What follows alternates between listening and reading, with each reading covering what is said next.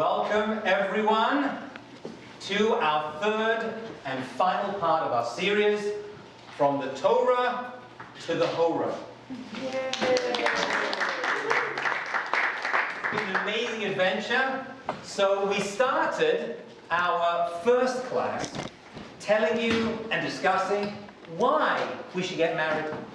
And the second class, remember, with our beautiful bride and groom, Brandon and Alana, it was how to get married. Tonight, ladies and gentlemen, we're going to go further and we're going to discuss the most important of the three. I save the best for last, and the most difficult. Because dating is easy, and getting engaged is fun, and planning a wedding is stressful, but the wedding is still there and you did that as well. But tonight, we're going to discuss how to stay married. And that, my friends, that is its own lifetime's work. And when I say lifetime, I mean lifetime, okay? Because after all the wedding is done and all the money is spent, and you'll spend your evening after getting married opening up envelopes, seeing how much money you made out of it, and taking down names of people, how much they gave you. So for their wedding, you know exactly how much you should give. But after you've done all of that, my friends, after all that is finished, it's just you. Caterer's been paid. The photographs come a little bit later. And then it's just you and your spouse for the rest of your lives. The parents, hopefully, have gone out of the way a little bit.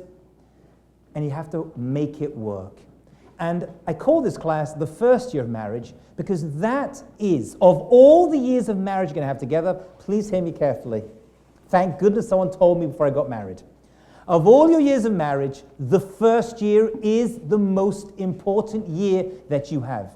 And I like to give you an analogy, and this analogy actually is going to be used again and again and again. And it goes like this.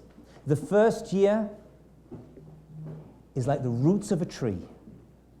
And if you get this first year right, my friends, and when I say right, I'm going to tell you exactly what I mean by that, but take it as a given. If you get this first year right, and it works out well, then later on, when a wind comes and challenges come your way, and they're going to, each and every one of you is going to be challenged in some way, shape, or form, then a branch may fall off, and maybe two branches, but if the roots are strong, the tree will stay standing. However, if the first year is not strong, you'll still grow a tree. However, a wind will come and it will knock down the entire tree, and you don't want that. So this first year, I beg of you, invest your time and your energy. And in Hebrew, we refer to as Shana Rishonah, the first year. And the Torah itself talks about the obligations that couples have towards each other in this first year. You can't leave your spouse for even a moment unless your wife gives you express permission. Honey, I got to go to work. Are you sure? Yeah, I don't want to. I want to be here with you. I don't want to go to work. Ugh, pooh, I hate making money. I want to stay here and enjoy your presence, to smile with you. But I've got to make a living. And you're like, I don't want to go out with my friends. You're going to say to him, I don't want to see them. I gave up on them. Who wants to see them? But you know what? I've got to stay in contact, so I'll do it. But where do I want to be? I want to be here with you. And it's going to be the small stuff. As I always say, in my marriage, we have big decisions and small decisions. I make the big decisions. My wife makes the small decisions. I make the big decisions, the size of the budget in the United States of America, we should invade various countries or not. And my wife makes the small ones, like what we do with all our money, where we go on vacation, how we bring the kids up, and that's how we divide it in my house. Jokes aside, though, every single family is going to have to work out a number of these challenges. Let's begin with one of the main things, which I already mentioned, and is, listen, obviously tonight's class is going to be more about stuff that's troubling. The good stuff and the good times we're going to assume you're going to have. You're going to laugh, and you're going to enjoy, and you're going to go to restaurants, go to movies, and hang out and drinks. That we assume is going to happen. So that comes into tonight's discussion. So I'm going to pick on the challenges. That's not to think that the first year of marriage is a painful time. It's a time of hard work, but it's enjoyable, okay? You're sowing the seeds of your love together to build a beautiful, sturdy, rock-solid tree for the rest of your lives. So I'm going to talk about the challenges, but don't get upset or depressed or run anywhere because you're all engaged, okay? So you're all going long-term. Married, actually, over here. 1 week. How's it going so far? So far, far so good. I asked her, not you. How's he doing? Is he behaving himself? Awesome. Fantastic. You let me know if he doesn't, okay? I'll be on his back. I know that already. Okay, let's begin with one of the fears, because there's a lot of fears that come with marriage. And one of the fears that comes actually, which is preventing a lot of people getting married, but continues into marriage, is the fear that comes with money. Money. Money fears and stresses in our generation especially. Again, in the olden days, I got married, I did not have a penny to my name. Right? I know you thought my wife married me for the money. It makes sense, right? She's very beautiful. No. I had no penny, and she had student debt. We had no money. But I guess maybe 16 years ago, people just got married, and they did it. But nowadays, people have to wait. They're established. It makes no difference. You have money. You don't have money. Either way, you're going to have to deal with challenges that come up. And I'm telling you, I have seen people with tons of money having dreadful marriages, and people who don't have two pennies to rub together just working it out. It's all about attitude. There's a famous story of a young Jewish boy, who goes onto the train platform, and he sees an elderly Jewish man standing on the platform. And he approaches him. He says, "Excuse me, sir, do you have the time?" And the guy says, "Nothing." He completely ignores him.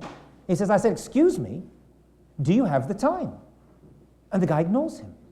And he says, "Excuse me, do you have the time?" And the old man looks at the young boy, and he says, "It's 2:45.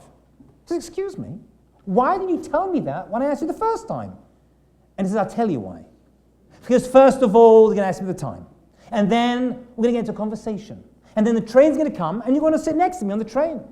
And then I'm going to get into conversation, and I'm going to talk about Torah and secular studies and Australia, and I'm going to see you're a genius. And I'm going to have to invite you to my house for Shabbat. And then you come to my house for Shabbat, and you're going to sit at my Shabbat table, and you're going to meet my wife, and she's going to be charmed by you. And then my young single daughter's going to come out, and she's going to be like, "Wow, what a fantastic, handsome, smart young man." And she's going to want to marry you. And I don't want my daughter marrying a man who doesn't own a watch. It's a joke, but there's truth. There's truth. There's a lot of techniques to deal with it. I'll share just a couple with you, and you can work out your own. The amount of times that people freak out about money is multiple. Some weeks are better than others, but some days it's constantly on your mind. And again, it's irrelevant how much you make. I have a good friend of mine who just made a lot of money, wonderful, smart, sweet, lovely guy. It comes with pressure. His pressure is, where do I give my money? That's also stressful. We should only have such problems, okay? But that comes with the responsibility. If every time you freak out about money, listen very carefully, and then you talk about it, and you come up in conversation, it's going to be very bad for you. Imagine that. Every time it comes up, a fear comes up into your head, and you spit it out, right? You just let it always come out. Ariel, could you? Right? Every time you have this fear over money, and it comes into your mind, you have HMD, as Rabbi Zalman calls it, head-mouth disease. It's in your mind. It comes out of your mouth straight away. You shoot from the lip. It's going to be bad stuff. So what I say is, it's okay to allow those fears to come up into your head, but keep your money in a box. I don't mean a literal box. Probably keep your money in a bank. What I mean is, you make, and I did this with my wife, you make a certain time that you talk and discuss money. Certain time that becomes your time. It could be once a week, it could be once a month. Okay, so you know what, from 5 to 6, or from 11 to 12, on this day and this day, once a week, or once every 2 weeks, or once a month, wherever you need to, we're going to discuss money and all the challenges of money. Okay? That's going to, unless some emergency comes up, which in most cases there is an emergency, it's just freaking out, but that's going to be our discussion on money. In my house, my wife pays the bills. Usually paying the bills gravitates to one of the partners. I've mentioned this before. I happen to believe it to be true. If possible, it should go towards the female of the relationship. Why is a whole different discussion, but if that's possible, in my house it had to be, because I have no banking skills whatsoever. I have money, I spend it, right? Because that's what I learned from my parents. And my wife's family, we'll talk about that later on, by the way. My wife's family, save, save, save. So my wife is the one, right? I'm like, come on, let's go and spend money. She's like, no. So we found an hour, the hour that she writes all the checks and pays all the bills. And that's our shouts at each other. Then we freak out for 1 hour. Oh my God, we can't afford anything. The mortgage, right, and the kids, and it's got so much. And the hour's finished. That's it, back to life. If fear comes up, I'm going to have to wait a month to freak out about it. It actually works. Keep your money in a box, okay? Of all the character traits that we have to deal with Thank you so much. A number of them stand out as being the ones we have to work on the most, okay? Now, I know it's hard to believe about the person you're about to marry, but each and every one of you is about to marry someone who's got a really bad anger problem. We all do. Actually, some better than others, but we're all dealing with anger issues at different levels, okay? This is going to be the continuous challenge that comes up in your marriage. For some people, especially in the first year, and for some people later on, but it's always going to be this first year, by the way, is when you're going to work on all of this. This is your time to work on it. By year 2, 3, 4, by the way, I've heard from great teachers of mine that 2016, what took 1 year to achieve 20, 30, 40 years ago, takes 5 years in our generation. So I'm talking of 1 year. I believe in today's age, it's 5 years to get this right. 5 years to work it out. So anger is going to be one of them. And what you can do is, you can actually, when I arrived in this country, I mentioned, I heard this expression a lot, People be like, you make me so mad. Right? You make me so mad. I didn't grow up with that expression in England, right? And people would say that, you make me so mad, or hear it, and I'd be like, I don't make you mad, you make yourself mad. I just said something. What are you blaming me for? If you've got bad character defects, take responsibility for them. It's your decision.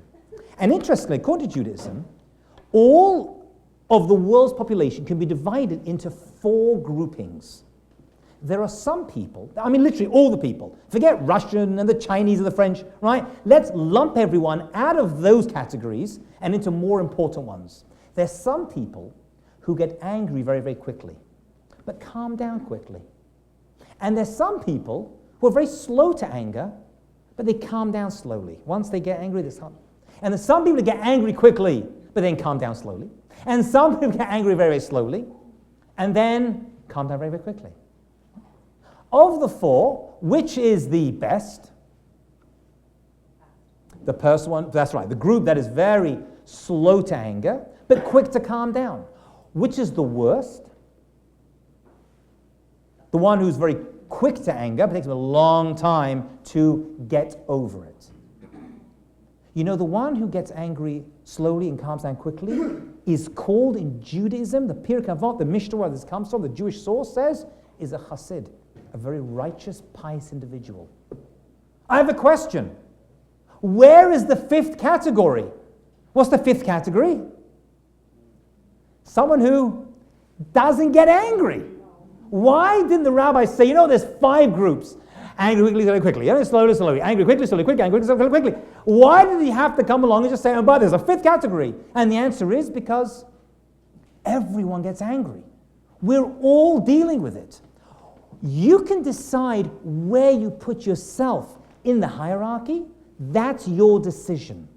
That much is yours. You can make yourself into any one of those 4. You have control over it. And I'm going to give you my 15 rules in a few moments of how to have a really good fight. But before I do that, and this is all going to be in my new book, by the way, which will be available in June, God willing, I want to talk to you about driving. Because for some reason, when people get behind the wheel, I don't want to say especially Jewish men, but when they get behind the wheel, it's women too, they can go crazy, absolutely nuts. Things they would never, ever dream of doing and saying and acting if they weren't behind a wheel. Suddenly they get behind the wheel and they turn into complete meshuggahs. Okay? Now, this actually is big here in New York City, but it's bigger in Israel, right? Because in Israel, they're driving like real meshuggahs, you know what I'm saying? I always like to say the difference between American driving and Israeli driving. You see, in America, you're driving around the city and you get to a red light. And the light turns to green. The taxi behind you immediately honks. It's immediate, right? The hand goes, it's like a reflex. Red, green, red, green, You can't wait 1 second. Now in Israel, they take this to a Zen level, you see? What they do is, you're in the traffic, and the light is red, and you get a honk. And you turn around, and you're like, excuse me, the light's still red. And they're like, it will be green soon. It's like a public service on behalf of the taxi driver of Israel. Okay? I don't need to tell you how many people lose their lives or the rest of it. These are areas we have to work on. Getting into fights and arguments in cars is not acceptable. Now, children are going to turn up on the scene, God willing soon. Don't wait. You'll thank me. Don't wait too long. And they're going to turn up on the scene, and stuff that didn't get you angry before is suddenly going to drive you nuts. Because kids are created, for some reason, I don't know why God did this, to drive you mad. And I am blessed with 2 teenage daughters and 2 more daughters on the way, please God. And there's nothing left. I'm just a shell. Right? It is such hard work. I love my kids so much. I love my kids. And I have a young son as well who's completely nuts. But that's what they do. They drive you crazy. You've got 9 months, at least 9 months, if not more, to work on these anger issues of calm and collected. Now, I see some of you are calm people, but you know what? I know people who are very calm inside they snap. I will say something. Someone gave a beautiful analogy for the first year of marriage. The first year of marriage is like a magnifying glass. Whatever you were before magnifies and becomes a lot more. If you were a slightly angry person before, you're going to become really angry once you get married. If you were kind and giving before, you become really kind and giving. It magnifies who you are because you're in this iron crucible of a relationship where it's just you two, and you gotta fix and you gotta figure things out, and that takes a tremendous amount of work. And I want to tell you, no matter how bad or how challenging you think the relationship is, and it's going to be challenging, there is always a solution. You're going to come up against hurdles, and you're going to think, we just cannot overcome this hurdle. We just can't do it. There's just no way. There's always a solution. Sometimes the answer is in the problem. Now, how you understand that comment is how you understand it. There's a lot of depth to that. Sometimes the answer is in the question itself. This is a very common thing. Things which you don't think, you're looking for answers here and answers there, really got to go inside to the problem, and it's contained inside it.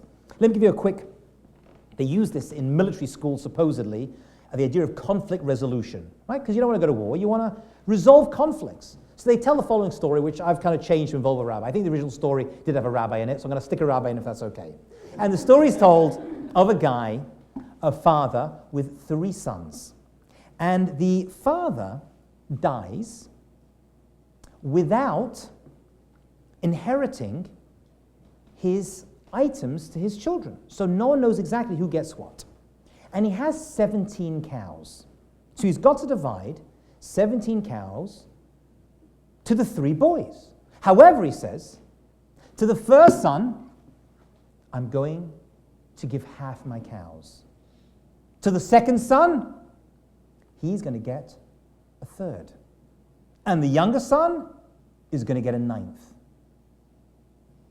And that was his will and testament. And these 3 boys stood there. What? 17? Doesn't divide into half. Doesn't divide into a third. Doesn't divide into a 9th. What are we going to do?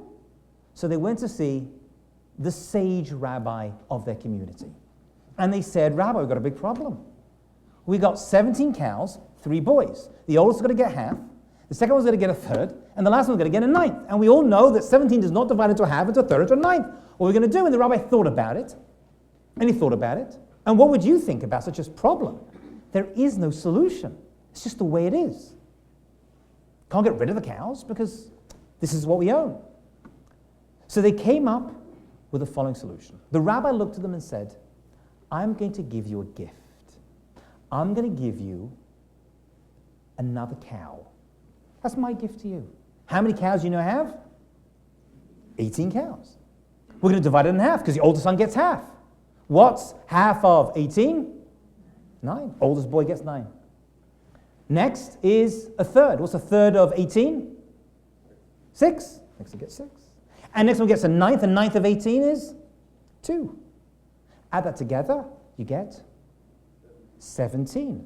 I'll take my cow back, please. Think about it, right? It works. It works. There's always a solution. Sometimes you can't get it, you will find it. And this is key. Please trust me on this. You need to have an outside advisor. Someone outside of your friends and family. Friends are good, but sometimes they'll maybe be jealous. They've had their own problems, you know. I have a friend of mine, he goes for advice for someone who, should we say, has not been so good in their relationships, right? And his marriage is floundering. I'm like, you've got to find someone who's doing well. If you want to do well in business, you've got to have someone who's well in business, not someone who's lost all the money in every deal they've ever had. You need an advisor. I don't care if it's a rabbi, a rebbe, I don't care if it's a therapist. It's okay. Even if it's going well. I'm not talking about the big decisions only. We made, my wife and I, especially early on in the marriage, big decisions. We went and we said, listen, we're having this conflict. And we went to someone else. We had someone we both mutually agreed upon before we got married we would go to. And certain challenges came up. We went to them. For example, we had to buy a house at one point. After 4 years of marriage, we invested. We bought ourselves a house. Okay? And my wife wanted one area, and I wanted a house that was bigger just outside of the neighborhood. I said, we're getting more land, more house. Martha's like, no, we want to be in the neighborhood, this neighborhood we want to be part of, right? But take a smaller house for a lot more money. And we were fighting, arguing, and we went to see my rabbi, who's now the rabbi in Gateshead, England, right? The one who gave me my bit. And he sat down and he says, your wife is right, right?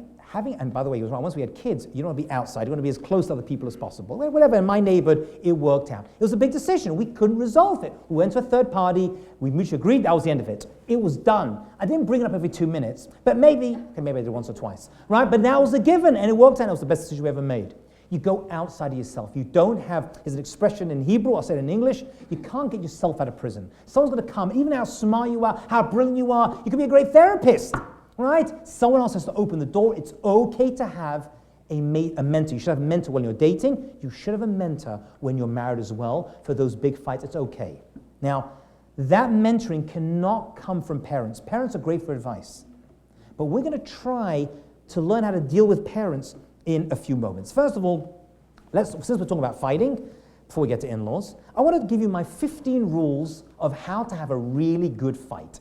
Because most people think when they fight, they can say or do whatever they want. It's like we have a conversation. But when I'm fighting, hey, I'm a free agent. You son of, and how dare that, and screaming and shouting and throwing and breaking and trash. That's not okay.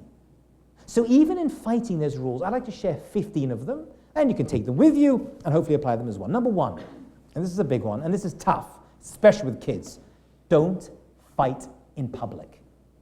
Okay? Fighting, I know online, all we see are fights every day. Everyone's fighting in public and punching. You don't fight in public. It's no one's business what you're going through. Keep it together and keep it personal and keep it private. Right? Sometimes with friends, or friends come over and they get into a bit of an argument. You know, nothing serious, obviously. I'll be like, could you take your domestic stuff home? I'm trying to have my lunch. Right? That's what I say to them. I don't need to see this. My kids don't need to see this. You argue. Good on you. Do it outside, right? Don't bring your... That's number one. Number two, this is a big one. This is a big one. You go, I'm giving you gold. You should all come and kiss me, all of you. Right? Number two, don't fight hungry. Whatever you do, right? Whatever you do. You remember you would come home and you'd be in a bad mood and you go to your father, Dad, Amma, and your mother says, wait till he's had his dinner. All right? There was a reason she said that. She wasn't crazy. You're going to come home, you're cranky, don't fight hungry, because actually you're not fighting, it's actually the hunger that's giving you all this anger, okay? So that's number two. Number three, when you fight, you've got to keep it relevant. You can't, and this is common, and you're going to do this, you're going to mess up, I'm just telling you, okay? I'm still mess up, but just at least we're aware. You get into a fight about something, I don't know, he bought something he shouldn't have bought, he spent too much money, and you get into a fight. It's okay to argue about it and discuss it and work it out. Hopefully you don't really fight, but you can argue about it. It's going to happen. Don't say, and by the way, let's not forget the time that we had to go visit your mother and blah, blah, blah. What's that got to do with it? Right? She spent $200 on a pair of shoes. Each shoe, $400 altogether. Right? Let's go ahead. I bought a shoe. Right? You can't do that. You got to keep it relevant. Don't start grabbing stuff from elsewhere. Try to keep it focused as possible. Number two, keep it real. Keep it real. Be authentic. Be real when you're discussing it. You're getting frustrated. Don't start psychoanalyzing. Well, I think the way you were brought up, right? No one likes in a fight. No one likes it. The worst thing you say to a girl, and probably a guy as well, is, you know you sound like your mother? Oh, we don't want to go there. It's true, she does. But you don't want to go there. You do not want to go down that long, long, painful road into the basement for the night. And by the way, it's not one of the 15, I don't think, but I'm going to add it over here. You must stay in the same room, same bed together. Okay? None of this sleeping elsewhere on the couch. I know on the TV shows, he's on the couch. No. I don't care how bad the fight is. You stay together. Kids, especially, should not see you sleeping in separate rooms. You're going to mess with their heads. I don't care if you come from divorced parents, which I'm sure many of you do. I don't care what you saw over there. Then see a good family and know what to do it. You stay in the same bedroom. And someone told me this, I'm sure you've heard this before, don't go to sleep angry. Okay, there's wise words over there. Okay, I tried it once. I woke up. She was still angry. Right? It didn't help, you know. Try as best as you can to fix it up. Okay. Avoid character assassination. You're discussing something. It's important. It's trivial. By the way, you know most fights are on the really small stuff. Right? Underwear in the wrong location, toothpaste on top, toilet seat. I'm 16 years married. My wife still. Toilet seat goes down. And I'm like, but I want to keep it up. And she says to me, what's happened today? She says, but it looks terrible. I'm like, who's seeing it? It's just me and you. Kids have their own bathroom, who cares? It's the small stuff. That's where I'm telling you, that's where all the fights come from. You're not going to argue over Trump or Hillary. Who cares? About as bad as each other. I don't know what I'm saying. That's not an argument. Right? Should we invade? Should we not invade? All these are completely irrelevant. It's the small stuff, okay? Avoid character assassination. Don't go attacking each other. You are such a... It's not okay. Remain task-oriented. Know what you're going in for and how you want to get out of it. You're arguing over money, how we're going to sort it out. You may not be able to sort it out. You may have to leave it, that we agree to disagree. Okay, that's okay. Okay, that's good. You've moved forward, but that's important. Number 7, sometimes you're going to be right, and you know you're right, and you are actually going to be right. It's going to happen. It's very important in that situation. Obviously, you think you're right if you're arguing. But sometimes it's suddenly going to dawn on both of you that one of you is right. At that point, it's very important not to act like a 5-year-old or a 45-year-old and go, yeah. Right, that's not okay. All right? Thou just thou. Let the other person retreat with dignity. Let them retreat with dignity. You don't have to crush them. Okay, you beat them. You have to beat them down to a pulp. Right? Pull back a little bit. Say, maybe it's not so bad. Right? Not every argument has to be like...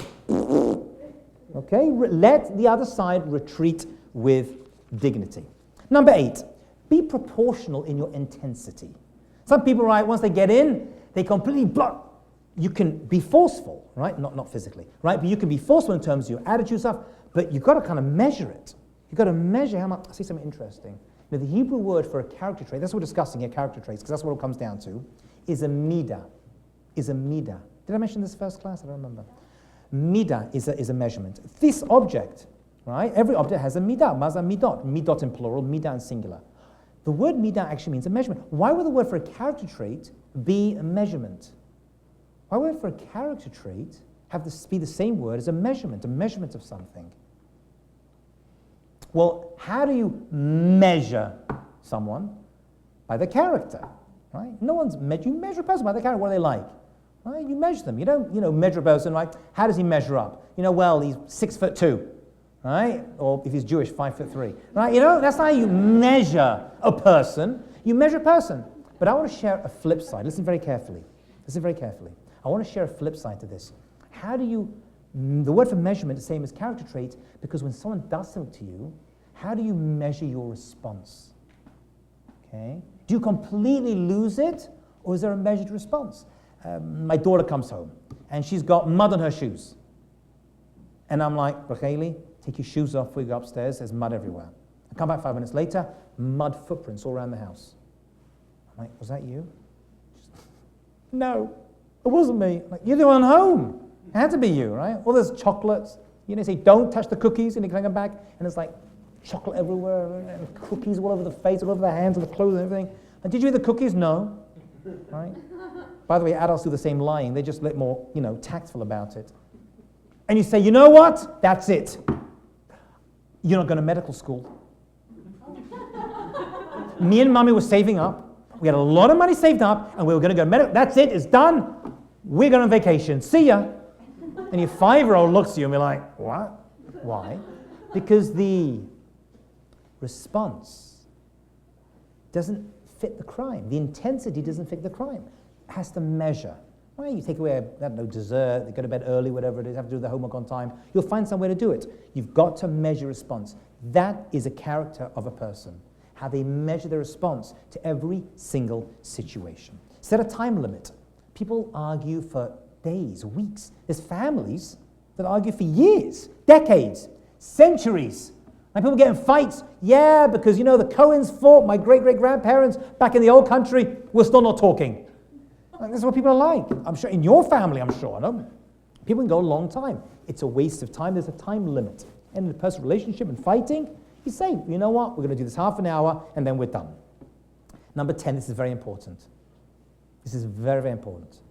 Don't ever, in a fight, use the D word. What's the D word? Divorce. You just don't use that word. I don't care how bad the fight is. I don't care how bad it's all going. You never say, I want a D. It just doesn't come up. It doesn't come up in conversation. It's not an option. We're going to make this work. It's going to work. It doesn't come up, and we're going to make this happen. Once you mention that word, which in my house is forbidden, even when they talk about, my kids talk about other families going through, it makes me cringe, and they know it. And you know what? It's good they know it. It's a great educational tool. They know that it's just not an option. It's just not an option. And we know statistically, people that come from divorced parents have a high incidence of divorce themselves. And I had a good friend of mine who was actually in rabbinical school with me, and he was dating a young lady, and he came from divorced parents. And the girl he was dating came from divorced parents as well. And he said to me, statistically, we're in bad shape. We both come from divorced families. And he went to see the head of the yeshiva, my yeshiva, by the way. They made you take a course how to date and how to be married. You weren't allowed to get married until you took a course. Why not? You want to drive a car, you got to learn how to drive a car. You want to be a great pianist, you got to know how to play the piano, you got to learn. You go to school, doctor, business, whatever you're doing. Get married, yeah, just jump in. Why is that? It's work. You have to think about it. You've got to figure it out. It's classes. So you went to the head of the yeshiva, probably Braun, a very great man who I still call for advice on areas. He's in a really good marriage for many years. He's a great grandfather many times over. And he said to them, listen, maybe we shouldn't get married. They stepped forward and said, listen, we want to, but maybe we shouldn't because statistically, it's not looking so good. And you know what he said to them? He said, you should get married. This is a very good match for other, reasons. But the truth is, you two are going to have to work very hard, more than a couple that comes from married parents. You're going to have to put in extra effort. It's not fair. I hear. Some people have to put more effort into exercising. Some people have to put more effort into learning, understanding. Some people put more effort into business. Some people put $5 in, they make 5,000. Some people put 5,000, they make $5. Yours is you're going to have to work with them and they're still married very, very happily. He's actually a rabbi in South Africa. More effort is needed. It's just the way it is. You're going to have to really put your effort into it. Imagine you're in an elevator, and you walk out the elevator, and as you walk out, you brush someone with your arm. You just brush past them, not too hard, and they go, ow, ow, that really, really hurt. Oh my goodness, that, I'm like, get a life. I just touch you with my arm. Why are you freaking out? And then you find out after a conversation that they just came back from vacation and they have sunburn. It makes sense. It's not excusable for them to lose their temper, but it makes sense, right? Because when you touch them, you thought you were touching an okay arm, but you're actually touching an arm that has sunburn. It's a great metaphor. Every single one of us has emotional sunburn somewhere on our personalities. Let me explain exactly what I mean by that. There's going to be certain things which you're going to say to your spouse. You're going to say to her, let's not go, let's go, and they're going to, where did that come from? All I said was, I don't like your mother. I mean, why does she, right? Or whatever it is, which you shouldn't say, by the way, right? Ever. Even if she doesn't like her mother, you still don't criticize in-laws, but we'll leave that aside for now. I'll come back to them in a second. Everyone's got some of the personality, certain things going to trigger off.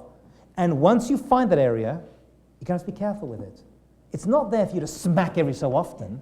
It's there to realize, so this is, people think, oh my goodness, the marriage is over, it's all done.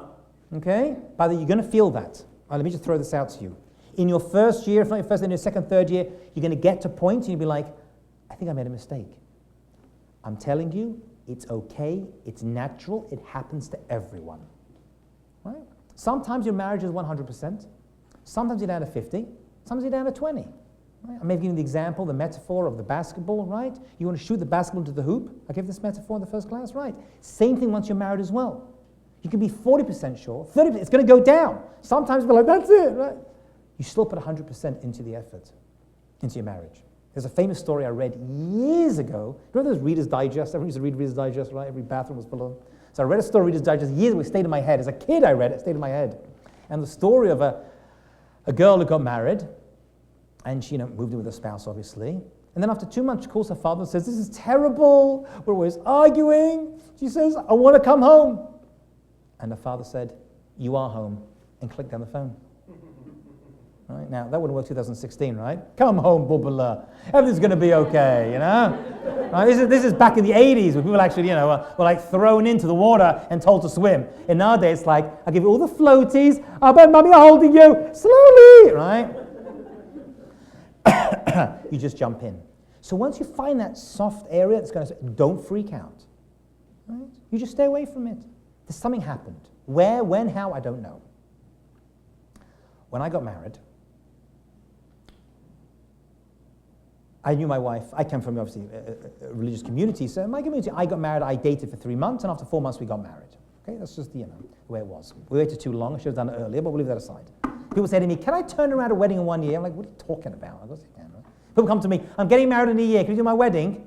I'm like, it's a year. Call me in 6 months. What do I know what to do in a year, And we got married, and we didn't know each other. Actually, none of you know each other. As a side part, I don't care if you're dating 2-3 years, you don't know each other at all, right? Until you're in it, especially with kids. Anyway, so I come home, we rented an apartment, which back then was like tons of money. It was like, $600 a month, and for a 2-bedroom. And I was in rabbinical school. She was working. She's a CPA. She's an accountant. She was working at PricewaterhouseCoopers. She was bringing in the money, And I was like, poor yeshiva student without a single penny. I don't know what she was thinking, crazy woman. And so the apartment had wooden flooring, except the bedrooms that had carpeting. So I came home one night, and my wife is on the phone, surprise, with her sister. For some reason, when girls get on with their sisters, and they start talking, it never ends. You could be on the phone for months. On and on and on. Yep, every single topic. I don't want to talk about it, right? The clothing. Okay, fine. So she's on the phone. I don't want to disturb her. I mean, since then, I come along and hang up, right? No, but I don't want to disturb her. I love it, sibling. And she's talking. And she puts on the phone, and she looks at me. She's like, what are you doing? I said, I don't know, I'm standing in my bedroom. She goes, you can't walk here like that. I said, what do you mean? Because you can't walk in standing like that. Standing like what? With your shoes on. I was like, what do you mean? You don't wear shoes in the bedroom on the carpet. And I said, well, why not? It's like first week of marriage. I think this woman's mad. I married a crazy woman. Now I'm married 16 years. I know I'm married a crazy woman. And I said, what are you talking about? She goes, we don't come in. And we started to get a fight. Shoes, no shoes. And we're arguing and fighting. In the middle of this argument, it's not like a big one, but it's an argument, we'll take them off, but it's got laces on. Well, every time I go to the bedroom, I'm going to take my shoes off, put it back on again. On, off. What am I, a yogi? This is ridiculous. I can't deal with this.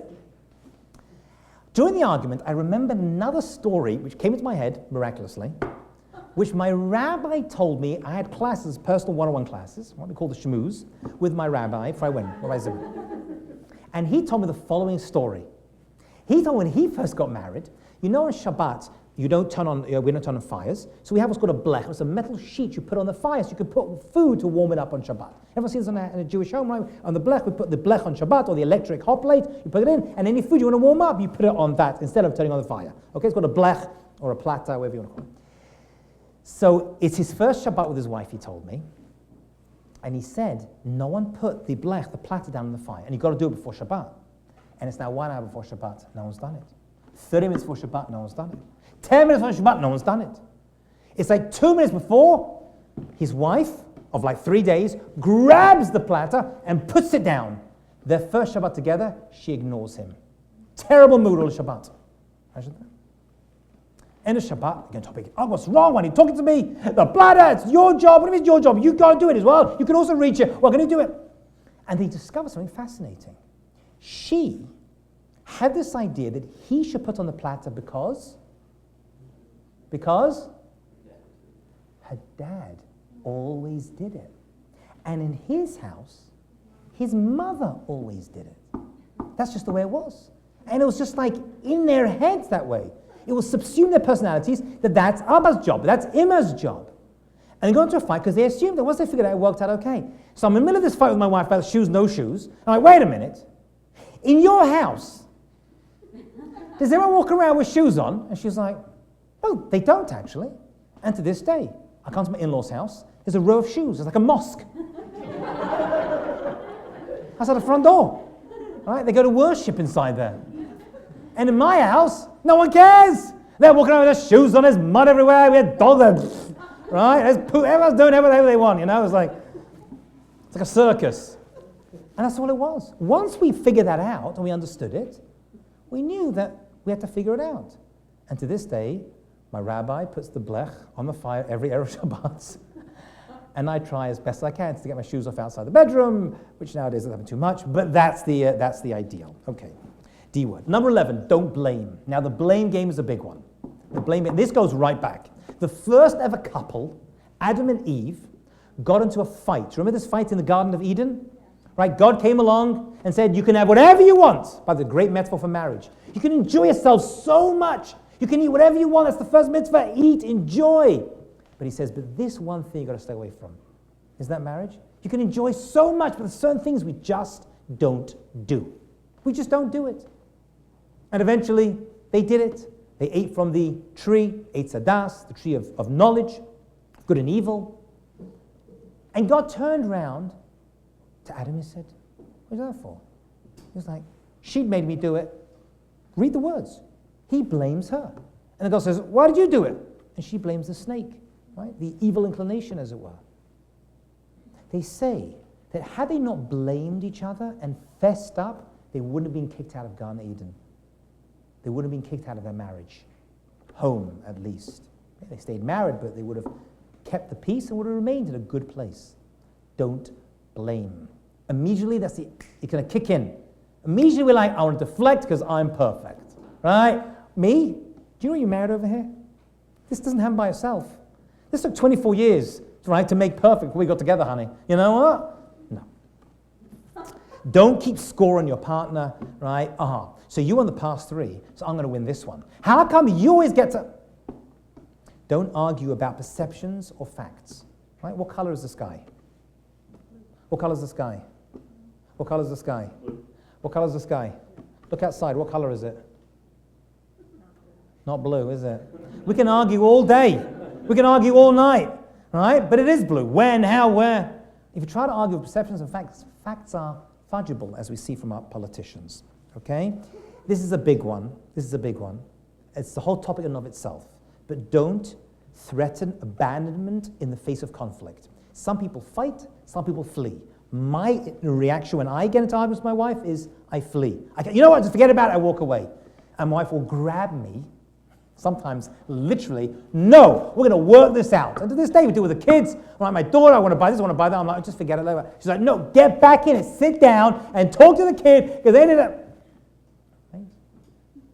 Now, many people we all felt abandoned as kids by friends, family members, you know. You cannot threaten abandonment. You can't say, that's it, I'm leaving. It doesn't work that way. Okay? You need some space, take some space. If you say I'm leaving for 2 hours, come back in 2 hours. Okay? That's what you're going to have to absolutely do. Adam and Eve were created as one being. As one being. Okay? According to our tradition, they were created as a physical whole unit. Back to back, with their faces one way and face the other way. That's what the rabbis tell us. The deeper sources, what that means, I'm not too sure, but that's how they were created, back to back. What did God do? He separated them. What wasn't a rib, right? God actually split the woman from the man, and they basically had to find each other again. There's an age-old question. Why? Why couldn't they have just stayed together? Why did they need to get separated in the first place? And I heard a wonderful explanation from one of my great teachers. And he said, I'm sure there's a source for this, that when they were originally stuck together, they were back to back. That's not how you communicate. You communicate face to face. Now, we live in a world where everyone's on their phones, and everyone will talk to each other by looking down at their phones or their work. Any good therapist knows that when you do counseling, the couples at some point need to look at each other and face each other.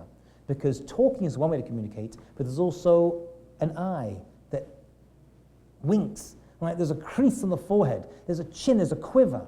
All these things are very, very important. And so God separated Adam and Eve so they face each other, and that's the way to communicate. You communicate face to face, okay? That's very, very important. Now, I want to talk about intimacy just a little bit, but not too much. But intimacy, when I say the word, most people think of physical intimacy, right? Sexual relationships. That's a small part of physical intimacy. When you first get married, it's a bigger part. And you stay married longer, it becomes less and less. Just the way it is when you have kids. If you get a chance to be together, it's a miracle, okay? So what's left? Well, obviously, physical intimacy is part of a much, much bigger topic, which is emotional intimacy. And intimacy for most people is a big, big problem, especially in our day and age, because intimacy actually equals into me you see. Intimacy is into me you see. So many people are scared of being intimate. Physical intimacy they'll be great at sometimes, but emotional intimacy, very, very tough, because they're revealing themselves. And when you open yourself up, it's uncomfortable. It's scary, and we don't want to do it. But if you want to do well in a relationship, you're going to have to figure it out. Okay, there's parts of your personality you want to keep, but you've got to hold it open. There's no secrets. That doesn't mean you've got to tell your spouse the truth about everything. Okay? That's not always the best way. According to Judaism, there are times you're allowed to lie in order to keep shalom bayit, in order to keep peace in your home. It's accepted, it's understood. Right? Walking around lying the whole time is not the way to do it. But in order to increase the peace, we see stories and examples where that is accepted. Okay? So physical intimacy is very, very important, obviously. And I want to talk about just one aspect, and you can learn out all the rest, okay, all the details from this. What's the first real share of intimacy that a couple have? What's the first physical intimacy that a couple have? First kiss, yeah. Well, holding hands may precede that, obviously, but usually a kiss. Now, a kiss, and nowadays, is just kind of thrown out. Right? We're kissing everyone. Right? We're kissing friends, we're kissing ex-boyfriends. We can't stop smooching. Right? Who doesn't get a bit of a, oh, it's disgusting, that saliva flying out everywhere, right? We kiss a lot. Now, it's interesting that we kiss with our mouths. But there's other things we do with our mouths as well. There's actually a bunch of things we do with our mouths. We kiss with our mouths. We also breathe with our mouths. We eat with our mouths. We drink with our mouths. And we talk with our mouths. The fact that all these things, here the rabbis, come from the same place assumes that they're all connected. And they are. Breathing, you don't breathe, you die. Keeps body and soul together. Eating and drinking. You don't eat, you don't drink, you die. Keeps your body and soul together.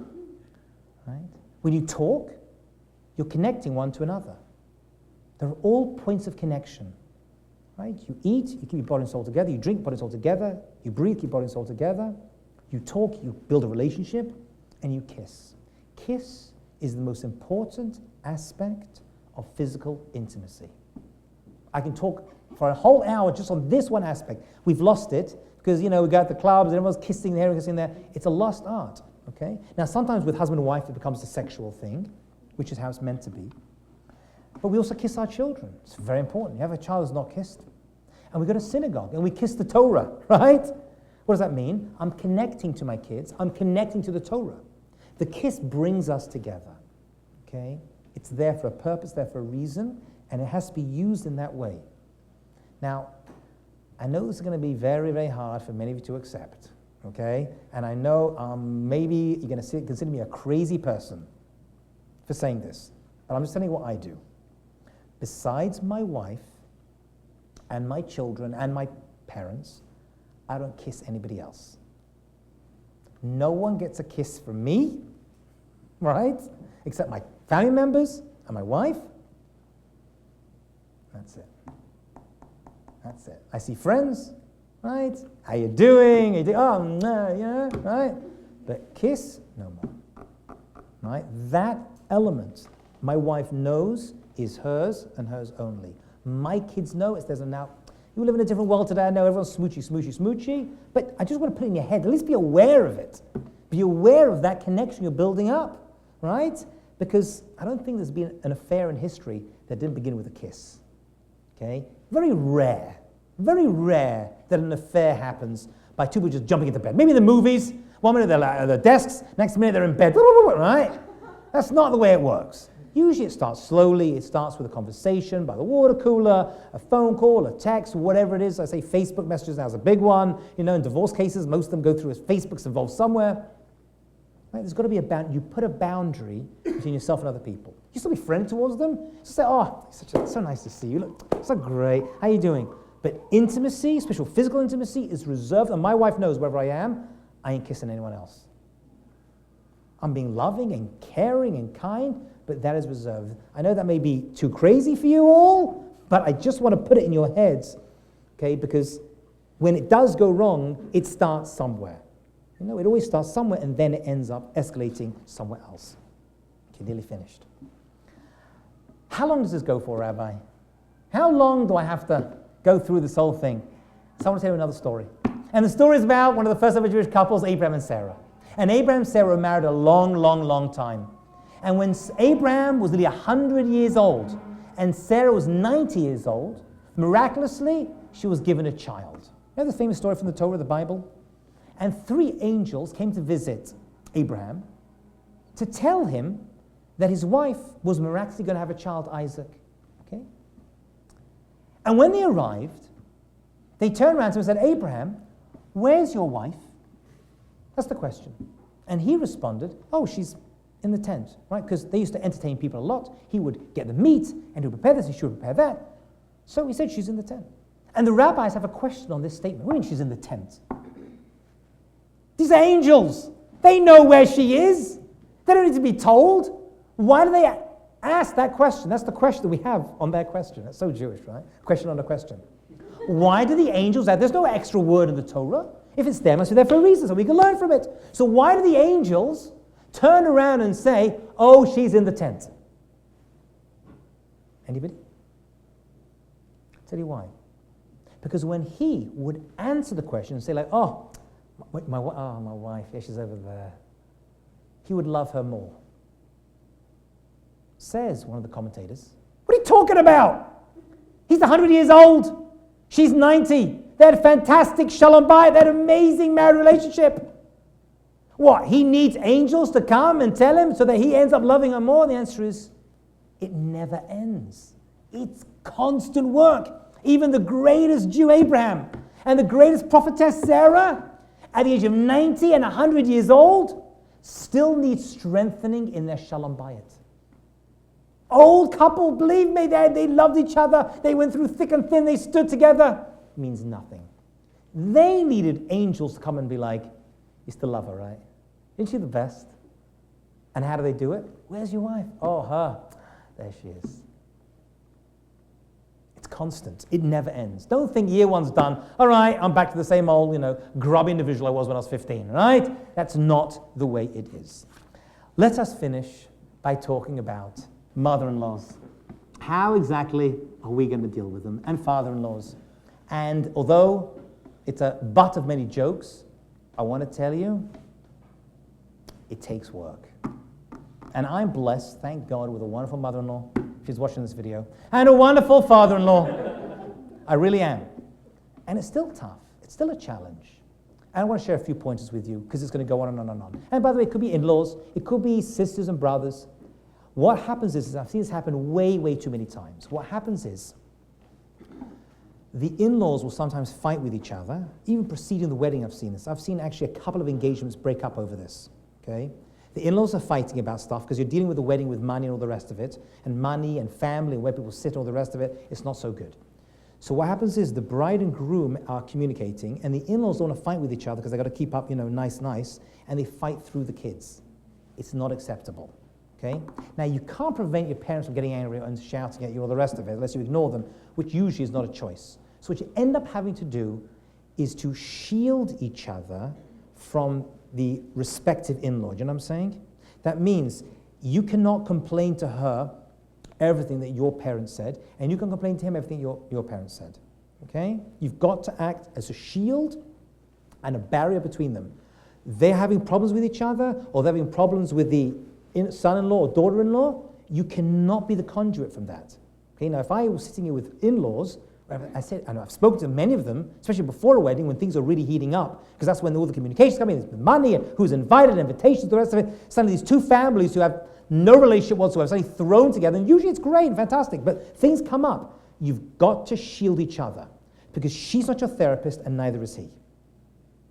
Very, very important. And severing that ability, here's another thing, by the way. Sometimes your spouse is going to criticize their own parents. Why do my mother have to do that? Why do I have to do that? Okay? What you are not allowed to do is agree and be like, you're absolutely right, they drive me crazy. You can't do that. Now you're like, why not? She's complaining about parents, I'm just going to join in. She can, it's her parents. She can. She's been with them for 25 years, 30 years, whatever it is. She's allowed to have an opinion on her parents. You can't just jump in and be like, yeah, you're right, your father's a real beep, beep, beep, right? She's allowed to. You don't criticize your in-laws. The key to a good marriage is trying to manage that relationship, making a boundary. Now, it's very interesting, by the way, that this happens in Jewish law. In Jewish law, what happens is you have to honor your mother and father, right? One of the 10 Commandments. Okay, that's actually number 5 of the 10 Commandments. And that's very, very true. But something unusual happens, and that is it shifts. The obligation to honor your parents shifts to your spouse. It really does. That means before you're married, your obligation is to be there and hang out, and your parents want something, you have to go and get stuff for them. Once you're married, you still honor your parents. It doesn't go away, but it shifts. It doesn't happen. It's not like before we're married, I have to eat matzah on Passover, before I don't eat matzah, right? That I gave charity, I don't give charity. It changes, though, in this realm only. It's the only realm I can think about. You get married, and suddenly my parents, I love them, I respect them, but I'm here for my wife. And you always defend your wife to your parents, and you always defend your husband to your parents. They are your number one priority. And it's tough, it takes time, but they are the one you have to give priority. And I'm giving you gold over here. I'm going to share something with you. This is more for the guys than the girls. Okay? This is the secret of life. Are you ready, boys? Yes. You're going to love me for this. Your goal in life is to persuade, and I'm tense in front of the women, and they're not going to disagree with me because they know it's true, is to persuade your wife that she is your number one priority. I don't care if you love football. I don't care if you love work. All of that. And even if you do spend more time at work, which you're going to, right? You'll spend 9 hours, 8 hours at work and spend 2-3 hours together at night. But she's got to feel that you are the number one priority. And by the way, she'll be like, oh, I want to go play golf with the guy. I'm going to have with the guys. You're like, but I want to stay home and watch something. That movie, The Notebook's on TV. No, not The Notebook. No, in my eye, right? No, come on. I'm going to stay home and watch that girly movie. And you're like, oh. And he'd be like, you know what? I want to be here with you. In your head, you don't. Ilana, I promise you, he does not want to watch that girly movie. He wants to hang out with his buddies, watch the football, and hang out and drink. Right? That's just the truth. It's just the truth. However, listen, guys, I'm giving you gold. Gold! You give it a couple of times, eventually she'll let you go. As long as she realizes your number one priority.